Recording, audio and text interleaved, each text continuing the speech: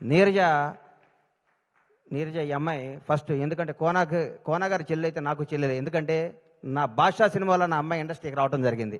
ఆ సినిమా నేను నిర్మాతని.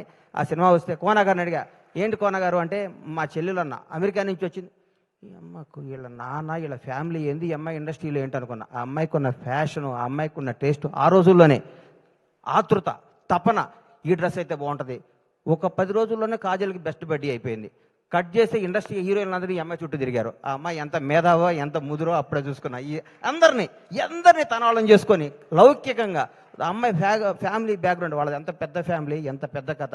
ఆ అమ్మాయి గోల్డ్ స్పూన్లో పుట్టి కూడా తన అందరిలో డౌన్ టు ఎర్త్ ఉండి అందరినీ ఆలోచించుకుంటూ అందరినీ కలుస్తూ ఆప్యాయంగా ముందుకెళ్ళిపోతూ ఒక డైరెక్టర్ అవ్వటం అంటే మాటలు కాదు ఈ రోజుల్లో.